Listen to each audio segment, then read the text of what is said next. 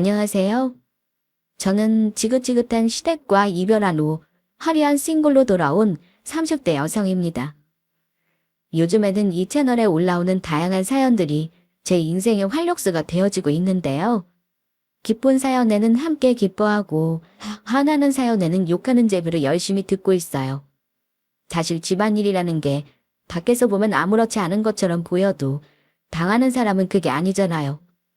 답답하고 억울한 일을 겪게 돼도 아무한테나 함부로 속 시원하게 털어놓기도 힘들고 그래서 이 채널의 존재가 참 소중한 것 같습니다.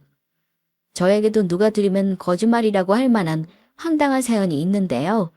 바로 제 이혼과 관련된 이야기입니다. 그렇게 노래를 부르시던 손자 얻으셨으니 좋으시겠어요, 어머니? 비록 저 사람 핏줄은 아니라지만 손자는 손자잖아요? 한번 잘 키워보세요.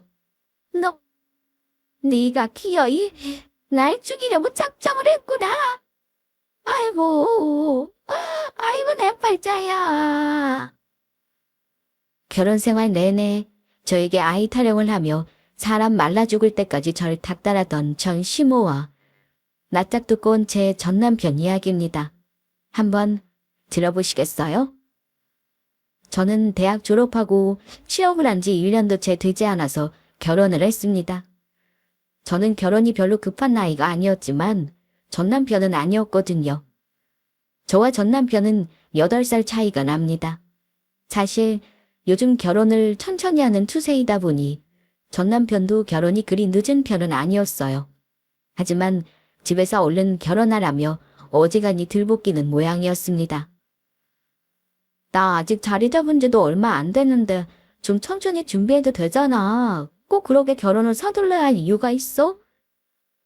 우리 생각이야 그렇지만 아무래도 노인들 생각은 다르지. 내가 하나 있는 늦둥이 아들이잖아. 본인들 연세를 생각하니 손주볼 마음이 급하신 모양이야. 뭐야, 내가 무슨 손주 낳아주는 사람도 아니고 그것 때문에 이렇게 번개불에 콩 구워 먹듯 결혼을 하자고? 시고 뭐 낭만이라고는 눈 씻고 찾아봐도 없고. 에이, 말이 그렇다는 거지. 내가 애 낳아달라고 자기랑 결혼하자고 하는 거겠어? 다 내가 자기라면 죽고 못 사니까 그러는 거지. 처음에는 일찍 결혼할 생각이라고는 추호도 없었기 때문에 전 남편이 은근히 꼬드기는 말에도 굳건하게 버티고 있었는데 저보다 나이도 많고 약을 대로 약은 인간이 온갖 가문이설로 꼬드기기 시작하자 슬쩍 귀가 팔랑거리기 시작했습니다. 자기 누나들도 결혼해서 애기도 있다며? 그럼 당장 손자도 있는데 아들한테서 본 손자만 귀하신 모양이지. 아냐. 우리 엄마 아빠가 워낙에 애를 좋아하셔서 이왕이면 당신들 막내 아들 손자도 얼마나 보고 싶으시겠소. 아직 나이가 어리다 보니 주변에 결혼한 친구들은 없었으나 고모나 이모들 통해서 어지간한 시집살이에 대한 이야기는 차고 넘치게 들은 적이 있었어요. 나의 셋의 막내로 아들 하나, 거기다 누나들이랑 나이 차도 나는 막둥이 아들에 연세 많은 시부모까지. 솔직히 전 남편의 조건이 그다지 매력적으로 느껴지지는 않았습니다. 본인도 그걸 알고 있는 게 분명했습니다. 그러니 이제 알 거 다 알아 저를 결혼 상대로 여겨주지 않는 또래 여성들은 꼬여내는 데는 실패하고 아직 멋 모르던 저 같은 천둥벌거숭이를 꼬여낸 거겠죠. 지금 같았으면 씨알도 안 먹게 심보인데 그때는 나이 차 있는 전 남편이 어른스러워 보이기도 하고 제 말이라면 껌뻑 죽는 신용하는 전 남편과 같이 살면 편하겠다는 순진한 생각을 하고 있었습니다. 전 남편 입장에서는 얼마나 꼬여내기 쉬웠겠어요. 결혼 전에 조금만 잘해주는 척하면 제가 갑인 줄 착각하고 순진하게 제게 코가 깨었을 테니 말이죠. 어찌되었든 그렇게 순진한 마음으로 저는 제 예상보다 몇 년은 더 이르게 유부녀가 되었습니다. 물론 제 이른 결혼에 저희 친정 부모님께서는 걱정이 많으셨어요.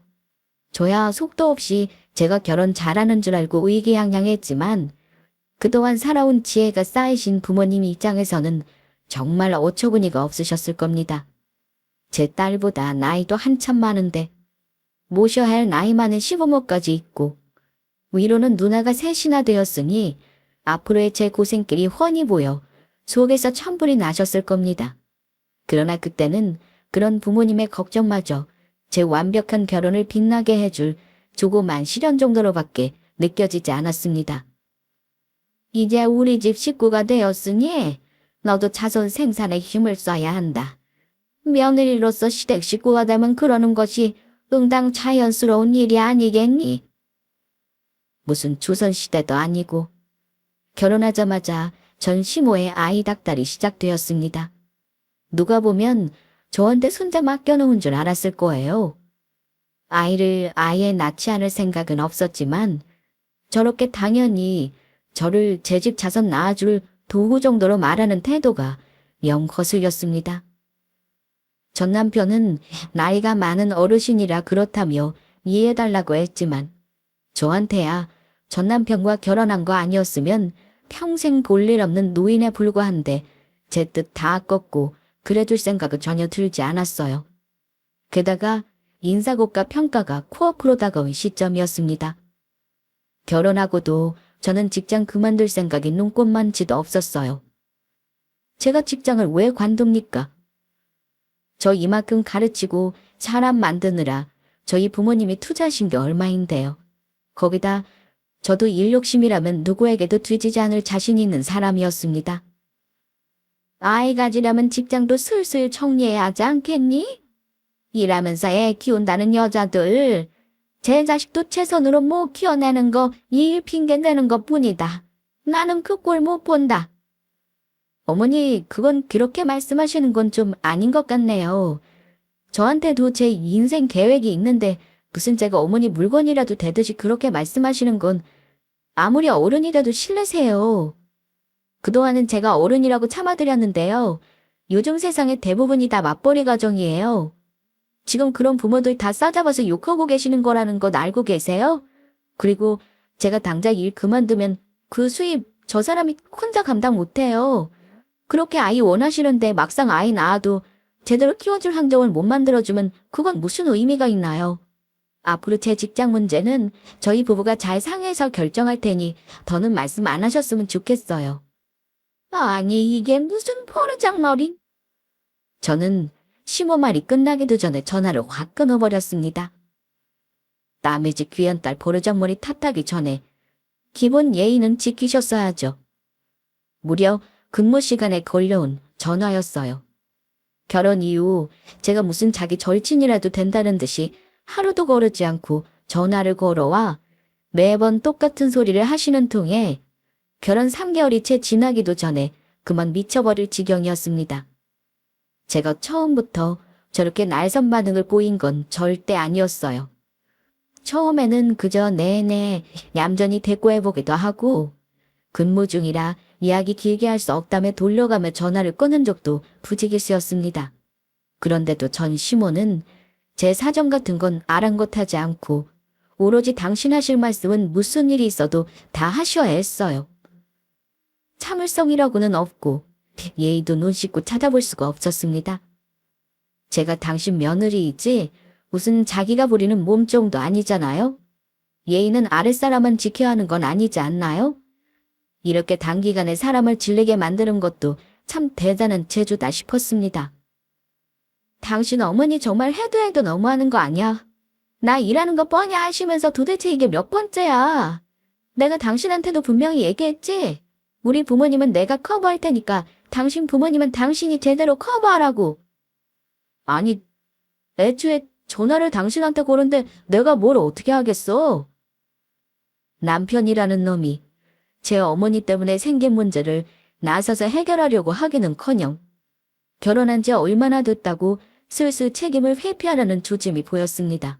그저 제 생활 편하게 해주고 제 자식 낳아줄 여자를 골라 문 거였으니 당연히 귀찮은 문제는 저들끼리 알아서 하게 두고 저는 편하게 살고 싶었겠죠. 그러나 아직 전 남편 놈 실체를 모를 적의 저였기에 혼자 속 터지는 건 저 하나뿐이었습니다. 난 분명히 얘기했어. 일할 때 당신 어머니 전화 앞으로 안 받을 테니까 당신이 당신 어머니와 얘기를 하든지 말든지 알아서 해결해. 그리고 자꾸 그렇게 남 얘기하듯 하면 아예 시댁에는 발걸음도 끊어버릴 테니까 그런 줄 알아. 부하가 치밀어 제가 한 번씩 난리를 칠 때에만 잠깐 제 눈치를 보는 신용을 하다. 아무것도 해결된 것 없이 같은 상황이 반복되기 일쑤였습니다. 그런 피곤한 상황이 몇 차례 더 지나가자 아이의 전 남편은 슬그머니 제 어머니 뜻에 힘을 실어주기 시작했어요. 아니, 사실 어머니 말씀이 아주 틀린 말도 아니잖아. 자기 건강을 생각해서라도 한 살이라도 어릴 때 출산을 하는 편이 자기한테도 아이한테도 좋은 건 맞잖아. 그걸 누가 몰라. 그렇지만 사람이 다 각자 사정이라는 게 있는 거잖아. 그리고 솔직히 급한 쪽은 내 쪽이 아니지. 나 아직 한창 20대야. 요새 30 넘어 결혼하는 여자들이 대부분이고 노상이라고 해도 아이 잘 만나는 집안이 얼마나 많은데 내가 벌써 이 나이에 어떻게 아이 문제로 닥달을 당해야 해? 어머니 문제를 자취하고라도 우리 가정만 생각해보자고. 아이 일찍 낳고 당신 얼른 회복하면 회사 복귀도 좀 이르게 할 수 있지 않겠어? 아무리 요새 초산 나이가 늦어졌다고는 해도 일찍 낳는 것보다 회복력이 떨어지는 건 사실이잖아. 자기도 직장생활 길게 하고 싶다며. 아예 출산할 생각이 없는 것 같으면 몰라도 이왕 낳을 거면 젊어서 좀 쉽게 낳을 수 있을 때 아이 낳고 빠르게 복귀하는 것도 방법일 수 있다 이거지. 말하는 놈이 지금의 저에게 원수같이 미운 놈이라서 그렇지 사실만 놓고 보면 그렇게 틀린 말은 또 아니었습니다. 저도 아예 아이 같지 않을 생각은 없었으니까요. 하도 주위에서 사람을 못살게 들들 볶아놓으니 괜히 제 반감만 더 커져서 말이 모나게 나오는 것도 없지 않아 있었습니다. 그렇게 전 남편과 구체적인 임신 계획을 세워보기로 했습니다. 아니나 다를까 본격적으로 아이를 가져보겠다는 아들내외 소식에 전 시모가 뛸 듯이 기뻐했습니다. 거 봐라. 내가 말했을 때부터 진작 준비했으면 벌써 배가 남산만해져 있을 텐데. 그래서 어른 말 들어서 나쁠 게 없다는 게야. 또 당신 말이 다 맞는 줄 알고 으쓱해서 하는 말에는 굳이 대꾸도 하지 않았어요.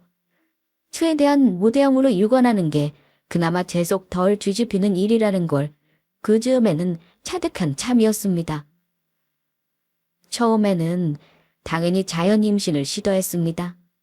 제 나이가 평균 초산 연령보다 한참 어린 나이였고 남편도 평균치에서 크게 벗어난 나이는 아니었으니까요.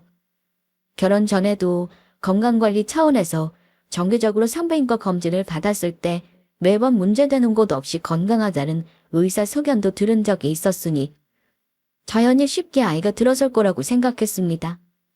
보통 자연 임신은 1년 정도 여유를 두고 시도하는 경우가 많고 그게 이상이 없는 경우에는 1년을 넘기지 않고 임신에 성공하는 경우가 많다고 하더라고요. 이제 곧 아이를 가지고 엄마가 될 거라고 생각하니 괜히 기분이 싱숭생숭해지기도 했어요. 그렇게 자연 임신 기간으로 예정했던 1년이 지났습니다. 달마다 임신 테스터기를 사용해 보았으나 번번이 생리가 시작되었습니다. 생리불순으로 고생하던 다른 친구들에게는 자랑거리였던 제 일정한 생리 주기가 처음으로 원망스럽게 느껴졌습니다. 입만 열면 임신했냐고 물어보는 전 시모는 제 주된 스트레스의 원인이었어요. 하도 제 부인이 요란을 떨며 체면 때문에 며느리 앞에서는 티는 내지 못했지만 전 시부도 은근히 이제 임신 소식을 가져오길 바라는 눈치였습니다. 자연 임신이 안 되면 요새는 시험관 시술도 많이 한다더라. 워낙 많이 들여서 흠도 아니래. 이제 막 1년 됐는데 벌써 시험관 시술 얘기를 해? 그거 정말 아이 갖기 어려운 사람들이 하는 거야. 난임 부부들이나 하는 거라고. 거기다 그거 하면 여자 몸이 그렇게 물려간다고 하는데 자기 몸 아니려고 너무 쉽게 얘기하는 거 아니야. 마음고생은 저 혼자 다 하고 있는데 마치 남 얘기하듯 쉽게 말하는 전 남편에게 화가 났습니다. 아니, 나는 생각을 한번 해보자는 거지. 이러다 자연 임신이 되면 그것만큼 좋은 게 없겠지만 그렇지 않은 것 같으면 그게 가장 현실적인 방법이니까. 그리고 요새는 딱히 문제가 없어도 아이 잘 안 생기는 경우도 많대. 그렇게 부정적으로만 생각할 일이 아니라니까. 제 몸에 털끝 하나 다칠 일이 없는데 제 놈 입장에서는 부정적으로 생각할 일이 아니었겠죠. 하지만 제 입장에서는 이제 정말 시험관 시술까지 생각해야 하는 건가? 나 정말로 어디 문제가 있는 건 아닐까? 슬슬 걱정이 되기 시작했습니다. 그게 무슨 소리야? 너 나이가 몇인데 벌써 시험관 시술을 입에 담아? 그렇게 안 봤는데 정서방도 참 사람이 너무한다. 남의 집 귀한 딸 이 어린 나이에 홀랑채 가더니 데려가서 이런 고생까지 시켜? 아, 이젠 나도 모르겠어. 벌써 1년 꽉 채우는데 이러다가 정말로 자연임신 안 되는 건가 싶기도 하고 생각이 복잡해. 가만두면 알아서 생길 걸 애를 이렇게나 볶아대니 생기래도 안 생기겠다. 너희 시모나 정서방이나 가만 보면 순리대로 두면 자연히 해결될 일을 괜히 사람을 돌못 가서 문제를 키우는 것 같아. 아, 지민아. 엄마도 너 2년 만에 자연 임신했어. 이 임신이라는 게 참 요상해서 엄마가 스트레스 받는 걸 애가 귀신같이 알고 안 찾아온다? 오죽하면 마음 편히 먹는 게 애 들어서는데 가장 좋다고 하겠어. 엄마 말을 머리로는 이해하지만 주위의 압박이 상당하다 보니 자꾸 느끼지도 말아야 할 압박감 때문에 마음을 다스리기가 힘들었습니다. 결국 자연 임신을 시도한 지 1년 반 만에 저는 불임 클리닉에 예약하게 되었습니다. 환자분 자궁 난소도 모두 깨끗하시고요. 아직 나이도 많지 않으신데 좀 더 자연 임신 시도해 보셔도 괜찮을 것 같은데. 시험관 시술을 하실 생각인가요? 선생님, 저 정말로 이상 없어요? 이상 없는데 도대체 왜 아기가 안 생기는 걸까요? 아이가 생기지 않는 이유는 워낙 다양하고 특정하기가 어려워서 뭐라고 확답을 드릴 수가 없어요. 굳이 불임이나 난임이 아니라 하시더라도 양쪽 부모 모두 건강한 경우에도 아이가 안 생기는 경우가 그렇게 드물지도 않고요.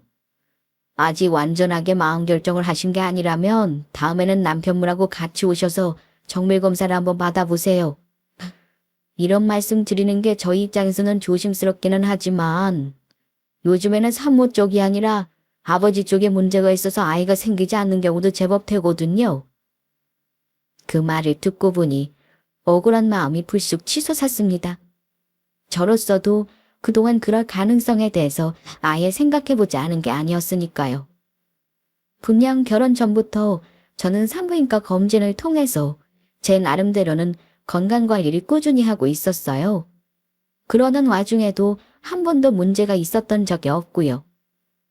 제대로 된 검진이나 관리를 해본 적이 없는 것은 오히려 전 남편 쪽이었습니다.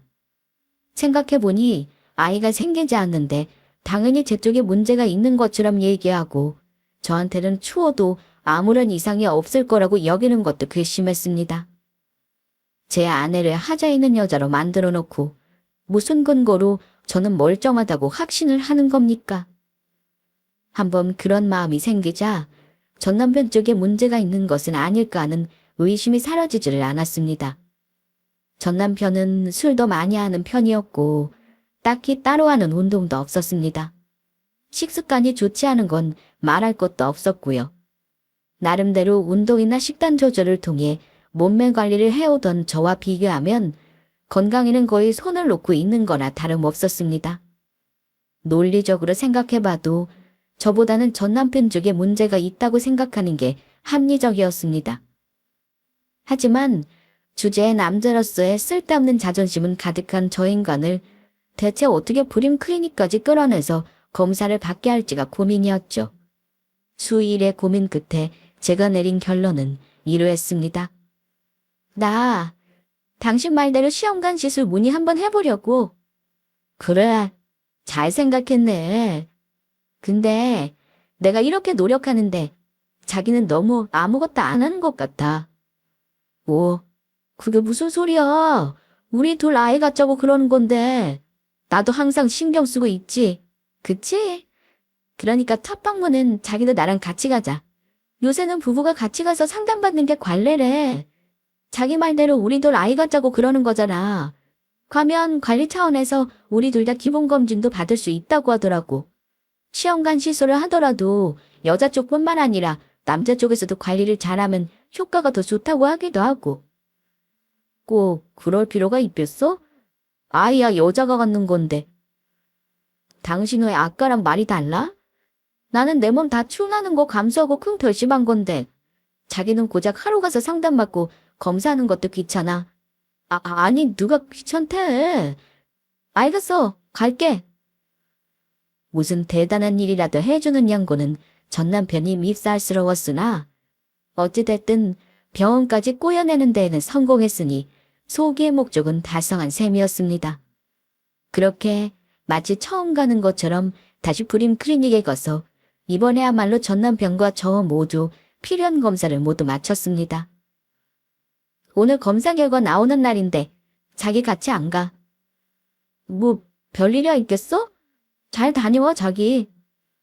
아주 당연하게 저한테는 아무 문제 없을 거라고 확신하는 전 남편이었습니다. 그렇게 생각한다고 해도 그렇지. 제 새끼 낳겠다고 병원 가는 제 마누라 따라갈 생각은 못하는 건지. 지금 와서 생각하면 저런 놈 새끼를 낳겠다고 가진 마음고생을 자처한 제가 호구가 따로 없었네요. 그렇게 혼자 도착해 받아든 검사 결과. 예상했던 대로 제게는 아무런 이상이 없었어요. 오히려 그동안 관리를 참 잘하셨다면서 노력하면 쉽게 자연 임신이 가능할 거라는 소견까지 받았습니다. 문제는 남편이었어요. 여기 보시면 이게 정상적인 정자활동 사진이에요. 남편분 것과는 비교해보면 자기가 확연히 늘어나죠. 과연 의사 말대로였습니다. 남편 것은 정자수도 눈에 띌 정도로 확연히 적고 꼬리 모양도 부실했어요. 정자 활동이 거의 없다시피 했습니다. 남편분께서는 무정자증이라고 볼 수 있겠습니다. 그동안 자연 임신이 안 되었다고 들었는데 환자분 때문이라기보다는 남편분께서 원인이라고 할 수 있겠네요. 허탈해하는 제 표정을 보며 의사 표정이 애잔해졌습니다. 오늘 혼자 오신 건 잘 아신 거예요. 사실 아예 안 생긴다고 여자 쪽 탓만 하다 막상 검사해보니 무정자증이라고 나와서 난동 부리시는 분들도 꽤 있거든요.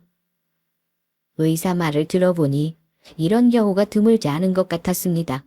순간 아이 문제로 결혼 이후 지독하리만큼 전 시모에게 시달렸던 것이 생각나서 그만 부하가 치밀어 올랐습니다.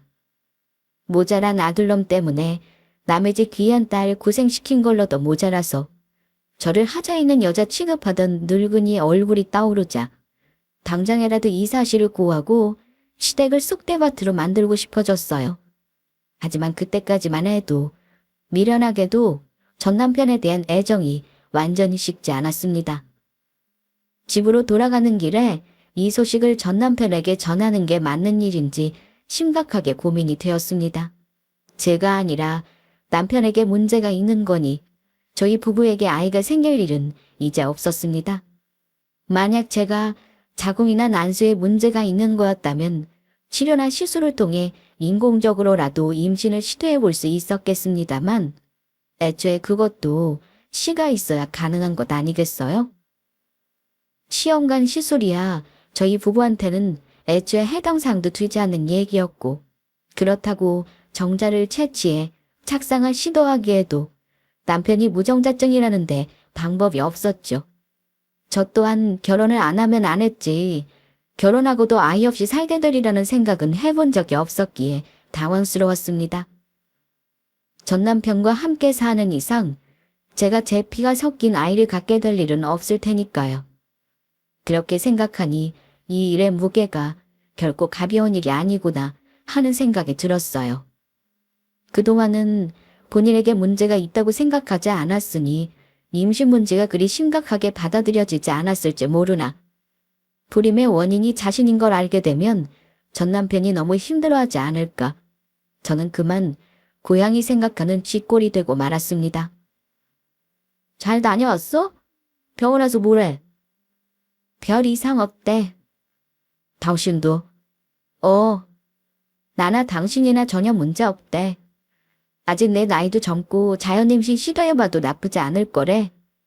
당연히 저는 멀쩡하고 제게 문제가 있을 것처럼 말하는 전 남편 때문에 잠시 비위가 상했으나 그래도 저는 이 문제를 그만 묻고 가기로 했습니다. 어찌됐든 제가 선택한 제 남편이었고 아이는 물 건너갔어도 둘이 서로 의지하며 살아가면 그런대로 살만하지 않을까. 조금은 아니한 생각도 했습니다. 아니 아무 이상이 없다는데 도대체 왜 애가 안 생긴대? 정말 멀쩡한 게 맞대냐? 저를 보고 의심스럽다는 듯 말하는 전 시모 말도 예전처럼 타격감이 있지는 않더라고요. 저 고리타분한 양반이 제 아들이 씨 없는 수박인 줄 알면 어떤 반응을 할지 생각하니 솔직히 조금 고소하다는 생각도 들었습니다. 어떻게든 아이 생기지 않은 책임을 제게 돌려보려고 밉살스럽게 말하는 전 시모를 보면서도 유일하게 내막을 아는 저로서는 좀 애잔한 기분이 들기도 했어요. 그 후로도 여러 번 전 시모의 독촉이 계속되었으나 제 입장에서 더 할 수 있는 일이 있는 것도 아니고 그냥 흘려들었습니다. 예전에는 혹시나 제게 문제가 있을지도 모른다는 불안감과 괜한 죄책감에 전 시모 말 한마디가 송곳이 되어 제 심장을 꽉꽉 찔러댔다면 이제 와서 전 시모가 하는 말들은 제 귓가에도 오래 머무르지 못할 공허한 말들이 되어버렸으니까요. 그리 제 아들에게서 손자보기만을 염원하며 살아온 노인네인데 끝끝내 그 뜻을 이루지 못하게 된 걸 떠올려보면 그 정도 진상도 전에 없이 너그럽게 넘어가 줄 수 있게 되었습니다. 그렇게 갑작스럽게 전 시모가 불러낸 자리에 웬 낯선 젊은 여자가 옆에 앉아있을 때에도 또 전 시모가 무슨 요상한 일을 벌이려나 여상하게 생각했습니다. 인사하거라. 내 새 며느리 될 아이이니라. 이건 또 무슨 뚱딴지 같은 소리인가 했습니다. 제 남편 말고 저한테 무슨 아들이 또 있다고 새 며느리를 얘기 꺼냈는지 이번엔 대체 무슨 소리를 하려나 싶어 대꾸도 않고 둘을 쳐다보았죠. 제 반응이 예상과 달랐는지 전 시모와 여자 모두 적잖이 당황한 듯 보였습니다. 못 들었어? 우리 집 며느리 될 아이라고? 저 귀 안 먹었어요. 그래서 하실 말씀이 뭔데요? 얘가 네 남편 아이를 가졌다. 그제야 저는 그 여자 얼굴을 똑바로 쳐다봤습니다. 제가 저를 쳐다보자 그 여자가 마치 애 못 낳는 본저 밀어낸 첩이라도 된 표정으로 고개를 빳빳이 쳐들더군요. 그러니까 지금 시도 없는 제 전남편이 전 시모 옆에 앉아있는 저 여자를 임신시켰다는 거죠? 세상 살다 보니 정말 별 개소리를 다 듣겠구나 싶었습니다. 그래요? 임신하셨어요? 축하드려요. 제가 낱말하듯이 말하자 전 시모가 저를 미친 사람처럼 쳐다보았습니다. 이게 네 남편 바람났다는 소리를 듣고 그만 돌아버렸나? 벌써 얘랑 산부인과 가서 아기집까지 확인하고 오는 길이다. 자손 하나 못 안겨주는 너 대신 우리 집에 귀한 자손을 가져다 주었으니 네가 그만 내 아들이랑 갈라서 줘야겠다. 그제야 상황 파악이 되기 시작했어요. 그러니까 눈앞에 낯짝 두꺼운 저 여자가 제 전남편이랑 놀아난 건 사실이다 이거죠? 비록 시 주인이 전남편은 아니겠지만요. 모자란 놈을 걷어주었더니 겨우 저런 천박한 여자와 뒹굴고 있었다고 생각하니 피가 거꾸로 솟는 것 같았습니다. 저는 당장 그 자리에서 일어나 그 여자에게 얼음물을 쏟아부었습니다. 이게 뭐하는 짓이야? 애 놀라면 어쩌려고? 이 닥쳐요?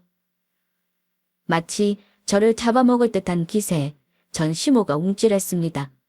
천박한 것들이 어디서 부끄러운 줄도 모르고 남들 다 보는 데서 개망신다 하고 싶어? 이게 애도 하나 못 낳는 주제 뭐가 잘났다고? 이 닥치라고 분명히 말했습니다. 여기서 한마디만 더 짓거리면 전현이고 태가 아들놈이고 집 밖에 고개 쳐들고 돌아다니지도 못하게 할 테니까 입 닥치고 내 말이나 들어요. 눈깔이 돌아버린 저를 보고 정말 무슨 짓을 할지 모르겠다 싶었나 봅니다. 항상 저 원하는 만큼 나불나불 짓거리던 전 시모 주둥이가 드디어 다물어졌습니다. 저는 당장에 전 남편놈에게 전화를 걸었어요. 야, 너 지금 당장 나와. 죽고 싶지 않으면 당장! 지금 이 상황을 미리 알고 있는 모양인지 전 남편이 꽁지 빠진 개 마냥 헐레벌떡 뛰어왔습니다. 이 사단을 만들어 놓고도 제 모친과 상간야두에 쏙 숨어 책임을 회피하려는 것이 등신도 저런 등신이 따로 없었습니다. 저런 놈을 믿고 저놈 아픔까지 숨기고 감싸 안아주려 한 제가 더 모자랐지만요. 너 나랑 이혼할 거라며.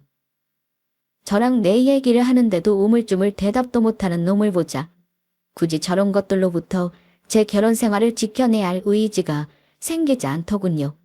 그저 눈앞에 놈과 전 시모를 시원하게 한 대 갈겨줬으면 좋겠다 싶었습니다. 당장 이 자리에서 저놈 저거 무장저증이라고 쩌렁쩌렁 소리를 지르고 싶은 마음이 굴뚝 같았으나 전 남편이 달려오는 동안 애써 흥분을 가라앉히고 생각을 마친 참이었어요. 모자란 것들을 참고 살아준 결과가 일이 참담하게 돌아왔는데 겨우 그 정도로 일을 마무리해줄 만큼 저는 착한 사람이 못 되었으니까요. 저 여자 네 새끼 뱉다는데 좋겠다. 그렇게 노래를 부르던 자식 새끼 보게 생겼으니 참 좋기도 하겠어. 한껏 비꼬는 제 말투 앞에 쪼르륵 앉은 새 인간의 면상이 동시에 벌겋게 달아올랐습니다. 하지만 이 자리에서 절대 갑은 바로 저였죠. 신기 거스르면 당장이라도 셋을 쥐잡듯 잡을 각오로 만만한 제 기세에 폭삭 쪼그라든 인간들 모습이 우스꽝스럽게 짝이 없었습니다. 그래서 주둥이가 있으면 말을 좀 해봐 인간아. 내가 지금 남 얘기 아니. 제 말에 그제야 전 남편놈이 꼬물꼬물 말하더군요. 자기한텐 정말 입이 10개라도 할 말이 없지만 기왕에 일이 이렇게 된 걸 뭐 어쩌겠어. 다른 것도 아니고 애가 생겼다는데 아버지로서 책임을 지고 도리를 다해야 하지 않겠어? 그러니 나랑 이혼해줘. 하는 말 한마디 한마디 웃기지 않은 말이 없었습니다. 뻐꾸기 새끼 데려다 키우게 된 전 남편이 안타깝지도 않더군요. 이런 더러운 꼴까지 본 마당에 제가 뽑아먹을 수 있는 건 최대한 뽑아먹자고 마음 먹었습니다. 좋아. 너 같은 반편이랑 사는 건 내 인생의 낭비지. 단, 네가 유책 배우자라는 거 단단히 명심해도 내가 시키는 대로 안 하면 저 여자 뱃속에 든 네 새끼 사생아로 만드는 거 일도 아니니까. 알아들어? 전시모가 분해서 어쩔 줄 몰라 했으나 제 눈치를 주는 아들놈 때문에 입을 일자로 꼭 앙다물었습니다. 저는 그낯짝을 빤히 쳐다보며 제 요구 조건을 줄줄 읊었습니다. 네 더러운 짓거리에 내 결혼이 깨졌으니 보상은 제대로 해야지. 어차피 털어먹으려야 개털인 거 뻔히 아니까. 지금 사는 집은 내 명의로 돌려. 위자료도 받아낼 거야. 나중에 못 준다느니 딴소리하면 나 바로 눌러앉아서 이혼 못한다고 뻗을 테니까 네 새끼 사생아 되는 거 꼴 보고 싶지 않으면 순순히 서류에 서명하는 게 좋을 거야. 그리고 너! 전 남편에게 할 말을 마치고 상간녀를 쏘아보았습니다. 제 기세에 움찔하면서도 뻔뻔하게 도로 낯짝을 쳐드는 게 그래, 저 정도는 되어야 다른 남자 애를 베고도 호고 물어 제 새끼인 척 속일 수 있는 거지 싶었어요. 너도 네 죗값은 치러야 하지 않겠니? 네 뱃속에 불륜 증거가 떡하니 들어앉아 있는데 나 여기 나가자마자 상간녀 소송 걸 거야. 유부남이랑 더럽게 놀아나는데 설마 멀쩡한 인간이 척 사회생활할 생각은 아니지. 그래도 내가 저놈이랑 같이 산 정이 있어서 네 새끼 사생아는 안 만들어준다잖아. 네 새끼 낙동갈 오리알 만드느니 너 혼자 좀 쪽팔리는 게 너도 낫겠지. 여자 얼굴이 불그락 푸르락 난리도 아니었으나 여기서 일을 더 키웠다가는 전 남편 애가 아니라는 것까지 들통날지 모른다 생각했는지 제게 반박도 못하더군요.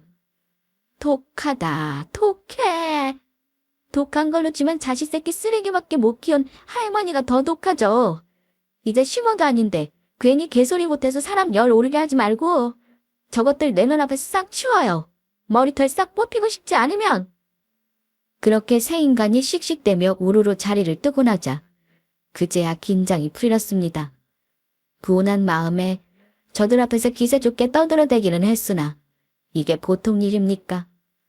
그간의 제 결혼 생활이 이토록 초라하게 박살이 났다는 생각에 손이 벌벌 떨렸습니다.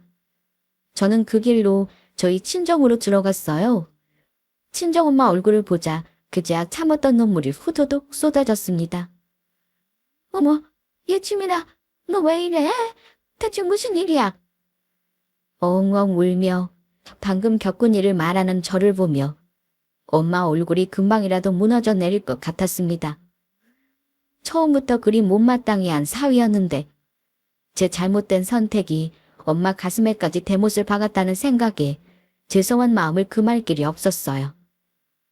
이 천하의 벼룩 맞을 놈들, 쳐죽일 놈들, 내 당장 이것들 사진을 찢어버려야지.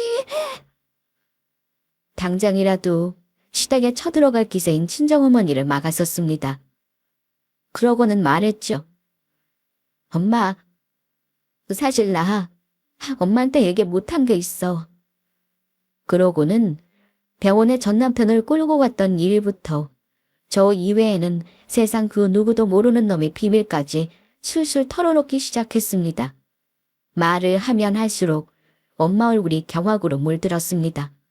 어머, 세상에. 누군들 이리 반응하지 않겠습니까?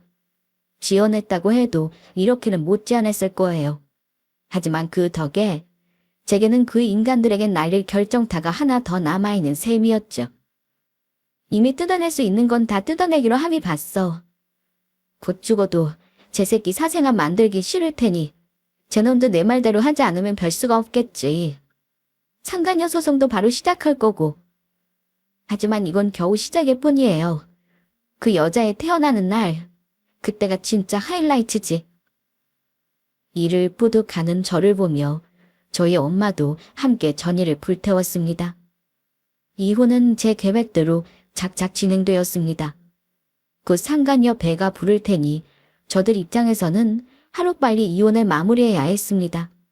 가진 것 없는 주제에 욕심만 더럽게 많은 모자속이 뒤집히겠지만 달라는 대로 주지 않으면 애 출생신고도 저들 앞으로 못할 판이니 모든 게 제 뜻대로 이루어졌죠.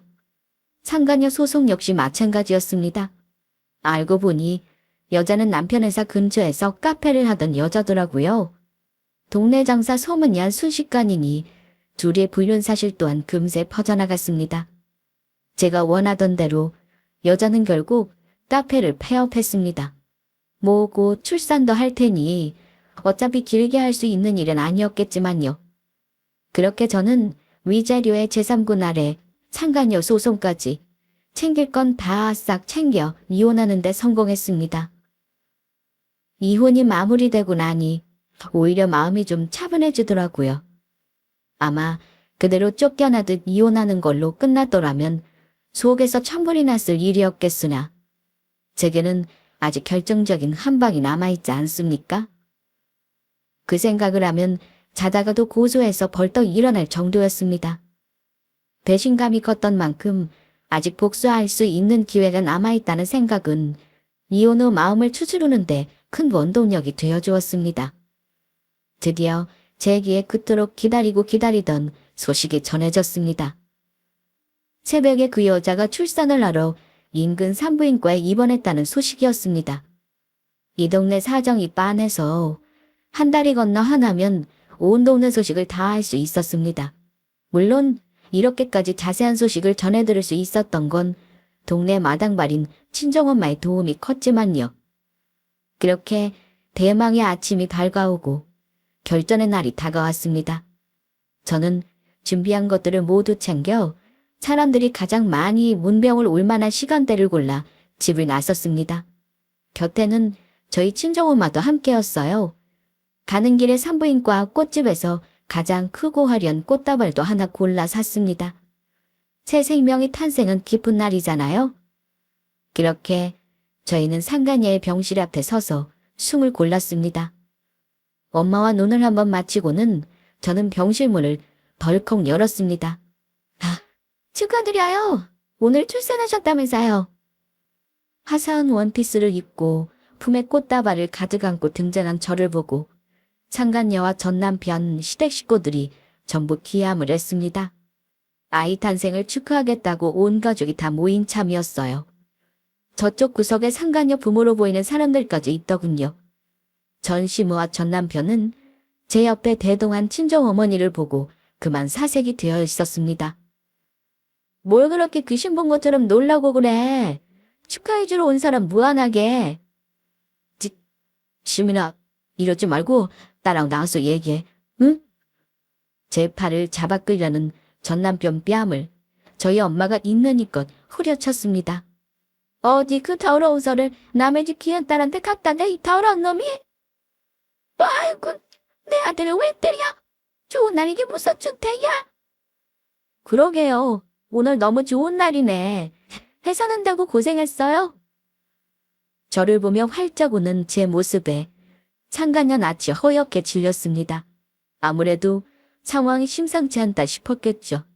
그런 상간녀를 보며 저는 품에 안고 있던 꽃다발을 하나로 안겨주었습니다.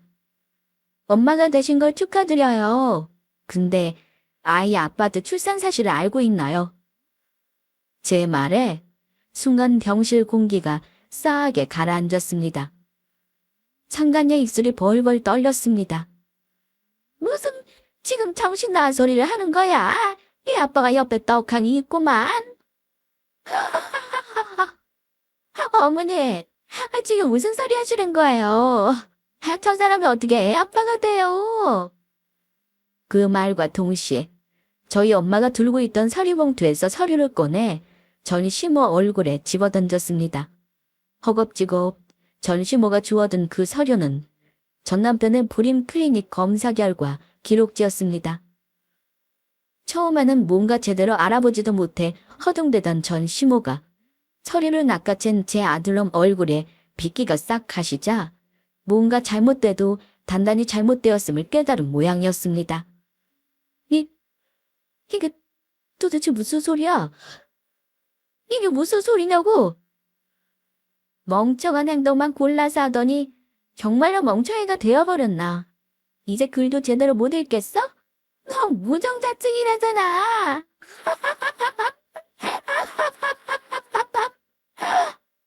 이 순간만을 얼마나 기다려왔는지 모릅니다. 저는 속이 다 시원해져서 병실이 떠나가도록 크게 웃어젖혔어요. 친정엄마 얼굴에서도 복수의 성공 환자 특유의 희열이 퍼져나가기 시작했습니다. 아니야, 이게 무슨 말도 안 되는 소리야? 바로 옆에 우리 손자 누워있는데. 내가 그렇게 미워? 내가 미워서 말도 안 되는 거짓말하는 거지? 그렇지? 이제 너랑 나랑 남남인데 내가 뭐 때문에 그런 수고로운 짓을 하겠니? 내가 너 괘씸해서 그냥 남의 자식 멍청하게 제 자식인 줄 알고 키우게 그대로 둘까 생각을 안 해본 건 아닌데 그래도 우리가 그건 같이 산 정이 있잖니. 평생 제 자식 볼 일 없는 인간 딴 놈 애까지 키우며 살면 그건 너무 불쌍하잖아. 너 정말 나한테 고마워해야 돼. 만면에 활짝 미소를 머금은 채 신이나 설명하는 저를 보고 그제야 전 남편이 제 새 부인을 획 돌아보았습니다. 상간녀는 이제 곧 쓰러질 것 같았어요. 전 남편이 여자를 붙들고 흔들어 댔습니다. 너, 저게 또 무슨 소리야? 지금 제가 거짓말하는 거지? 너 유전자 검사하면 다 나와. 똑바로 대답하지 못해? 아이고, 이게 다 무슨 소리야? 그럼 도대체 내 아빠가 누구라는 소리야? 그걸 왜 저한테 물어요? 댁 며느리한테 물어야지. 힘들어하게 대답하는 제 모습에 기어이 전 시모 눈깔이 돌아버렸습니다. 전 시모가 상간녀에게 달려들더니 머리줄을 쥐어잡았습니다. 야, 넌 내 아들 애가 했다며? 내가 니냐 말만 듣고 멀쩡히 살던 애들 갈라놨는데 이 더러운 년이 다른 놈 씨를 베고 내 집에 들어와 입죽이라니. 출산한 지 얼마 되지도 않은 여자여서인지 노인에게 대거리도 못하고 이리저리 흔들리고 있었습니다.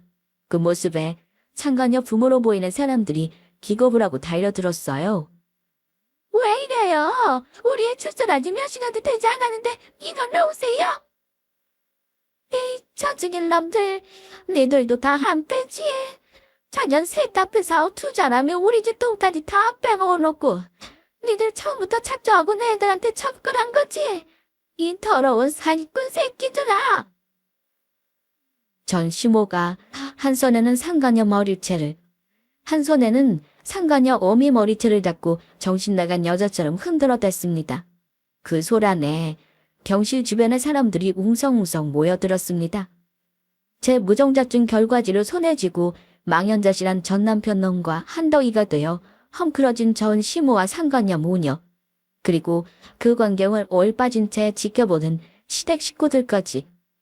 촌국도 이런 촌극이 없었습니다. 제 피가 섞인 아이라는 하나뿐인 그들 희망이 산산조각난 걸 두 눈으로 똑똑히 지켜보면서 저는 그간의 응어리가 싹 풀리는 걸 느꼈어요. 저는 친정엄마 손을 잡고 그 아수라장에서 차분히 빠져나왔습니다. 전 남편과 상간녀의 이혼은 정해진 수순이나 다름없었습니다. 이제 와서 상간녀 아이의 유전자가 바뀔 리도 없으니 유전자 결과야 뻔한 거 아니겠습니까? 그날 병원에서부터 소문이 제대로 퍼져나간 탓인지 상간녀의 카페 사업인지 뭔지도 대번에 말아먹었죠. 애초에 자기들 손자 어미도 아니었으니 투자했다는 돈은 어떻게든 뽑아먹으려 했을 전 시모 모습이 눈에 선했으나 이미 날려먹은 돈을 무슨 수로 받아냈겠습니까? 상간녀라는 소문이 쫙 퍼졌음에도 낯짝 두껍게 동네 떠나지 않았던 상간녀 가족들도 아비 모를 아이를 낳고도 제 아이라서겨 다른 부부를 이혼시켰다는 소문까지 버티지는 못했던 모양입니다. 야반도주하듯 황급히 떠난 상간녀 가족의 소식을 두 번 다시 들을 수 없었죠. 돈 잃고 새 여자에게 사기당하고 무정자증이라는 소문까지 일파만파 퍼진 마당에 전 남편과 시댁 식구들은 동네에서 얼굴조차 들고 다닐 수 없었습니다. 새 며느리를 얻으려고 해봤자 제 아들이 하자 있는 인간이라는 소문이 다 퍼진 마당에 그 거지같은 집구석에 어떤 정신 나간 여자가 시집을 가려 하겠어요. 전 남편은 직장도 그만두고 제 모친에게 얹혀 살며 당 밖으로도 잘 나오지 않고 폐인이 되었다는 소식을 들었습니다. 제 가장 귀한 아들놈이 적골이 되었으니 저로서는 전 시모에게 그보다 더한 복수는 없겠죠. 이렇게 바람난 전 남편에 대한 제 기가 막힌 복수곡은 끝을 맺었습니다. 물론 아예 겪지 않았더라면 가장 좋았겠으나 제 입장에서는 최선의 결말이라 생각합니다. 어디 가서 얘기하기도 힘든 말을 쏟아내고 나니 속이 좀 후련하네요. 이래서 여러분들이 사연을 보내시나 봅니다. 제 이야기 들어주셔서 정말 감사해요.